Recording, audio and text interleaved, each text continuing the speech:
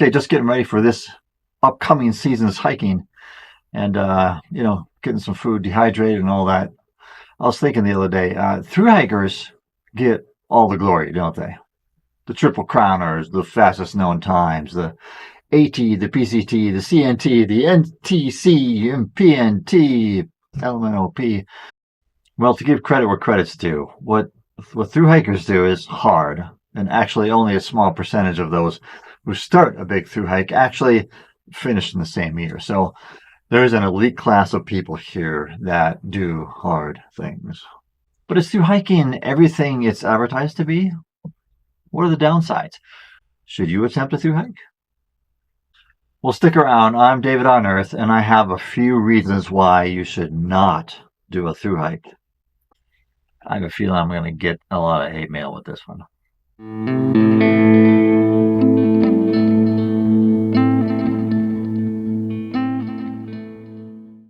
What are you talking about? Now, for this video, when I speak of thru hiking, I mean hikes that are like 1,000 miles or more, in one attempt, and where people spend like months out on the trail. Now, there are many thru hikes that are far less than 1,000 miles. For instance, the Long Trail in Vermont is about 272 miles. And the Superior Hiking Trail in Minnesota is 310 miles. The Colorado Trail is about 500 miles. The Arizona Trail is about 800 miles. So there's still plenty that are under 1,000 miles, and there's still thru hikes. And finishing one of those is indeed noteworthy. So I don't want to discredit those other ones, but really I'm just talking about these super long trails in this video. And these might include trails like, the Appalachian Trail, which is about 2,200 miles. Maybe the PCT, the Pacific Crest Trail, is 2,650 miles. And the Continental Divide Trail is around 3,100 miles. An even longer one, crazy, the North Country Trail is 4,800 miles. So there's plenty, about 16 of them or so total here in the U.S. that are over 1,000 miles. Now, I thru hiked the Colorado Trail in 2018. It's about 500 miles, like I mentioned earlier. And it took me a little over a month to do it.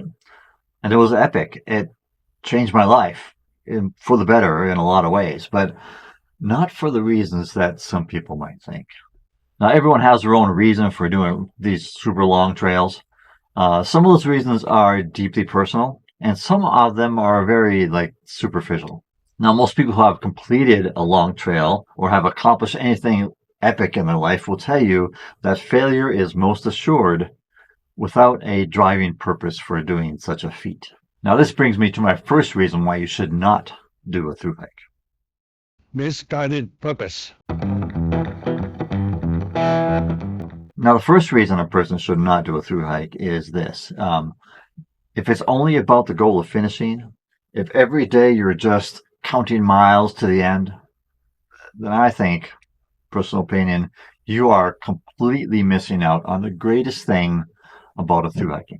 Now, the first bullet here is that when it gets hard, when every day you're out there, you're asking yourself, why am I doing this? If the answer that comes back isn't compelling enough for you to take the next hard step, you will likely quit. Most people do. And then you'll experience all the emotional things that come with giving up.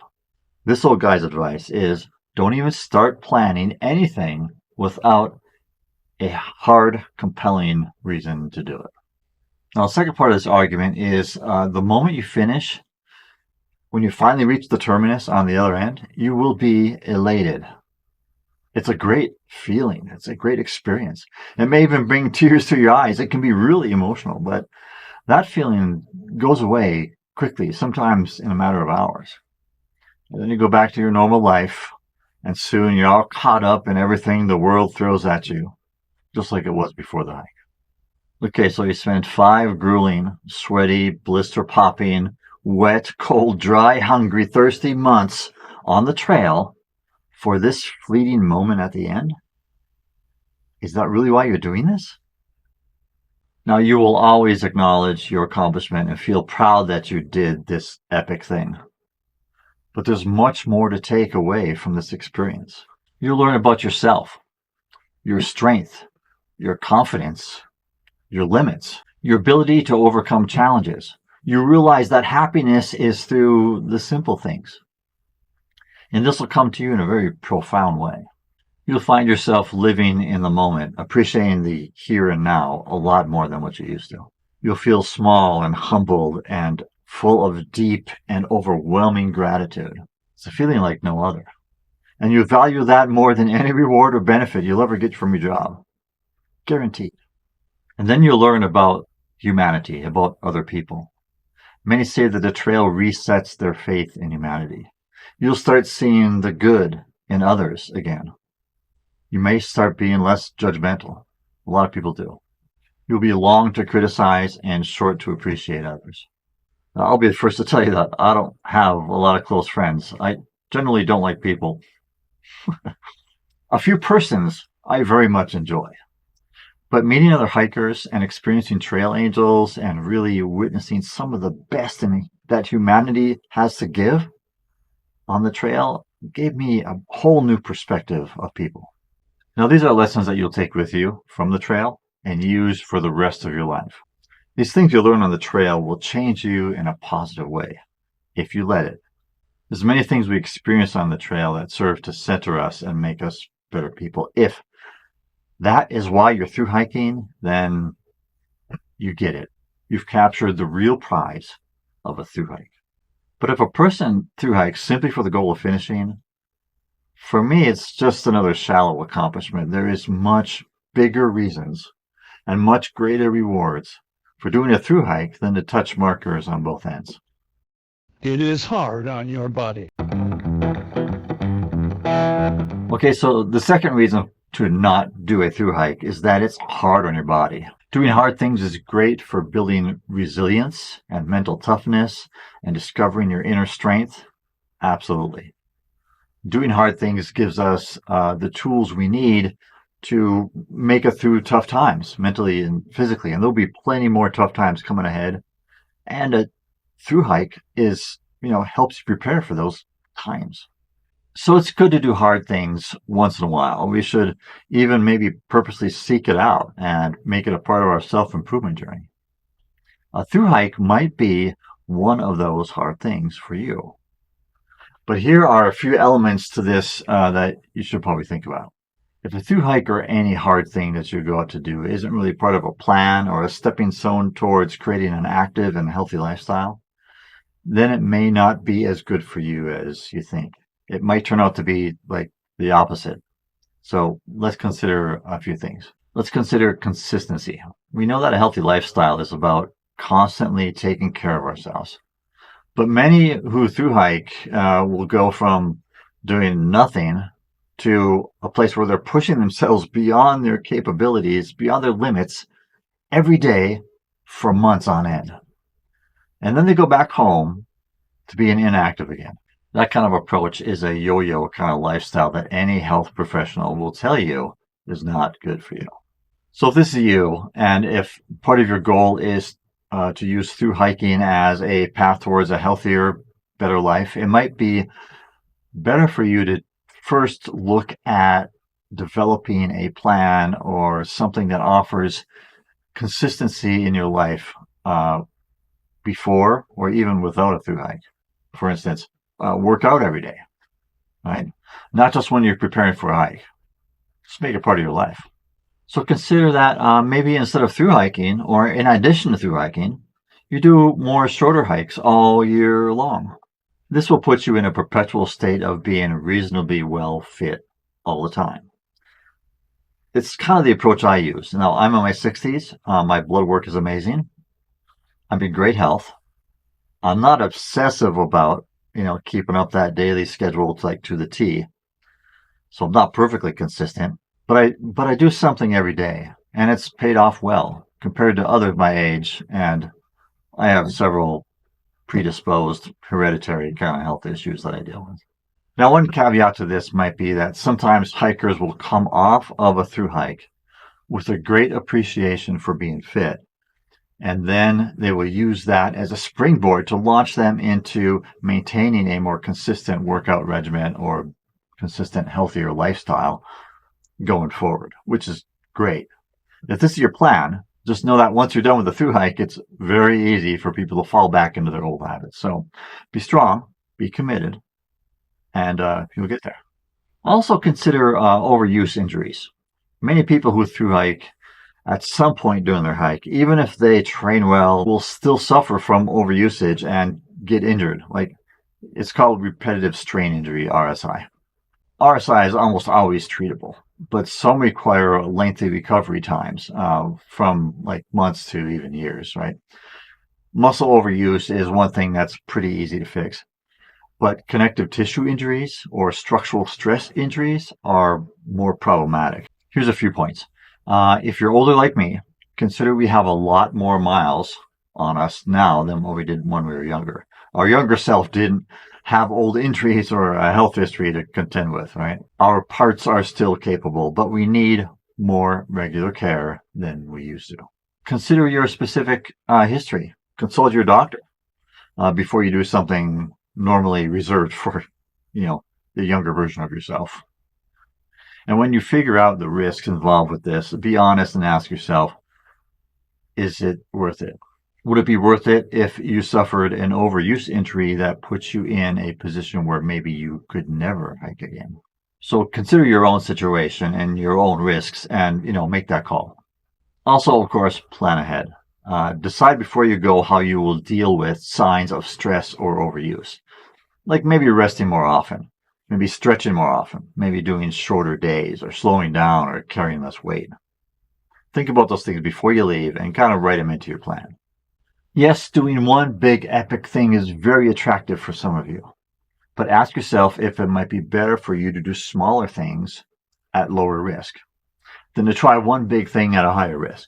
Shorter trails are a really good option to get all the benefits of a long thru hike with a much lower risk of injury and greater opportunity to do many more in the future. Bad food? Not good. Okay, so the third reason to not do a thru hike is that thru hiking often promotes unhealthy eating habits that can cause some serious health issues. Just watch thru hiking videos on YouTube. Thru hikers eat mostly unhealthy food, unbalanced diets for months at a time. Now, I've heard many times from thru hikers that the belief that eating poorly is fine as long as you're doing your thru hike, because somehow we are burning off the things that are normally not good for us. Now, there's an element of truth to that. Like, our bodies need to replace what is being used by working really hard, like electrolytes, right? And our bodies need to recover when doing hard things. And so we eat some things that help us recover. But bad carbs are still bad for the same reason whether you're on trail or not. They don't somehow become good for you or not bad anymore because you're thru hiking. So what happens to a person who eats unhealthy for a little while or a short period?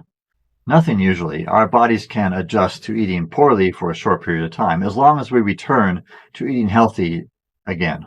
But what happens to a person who eats unhealthy foods for long periods of time, say like 4 to 6 months? Well, the answer is, I think, pretty obvious, right?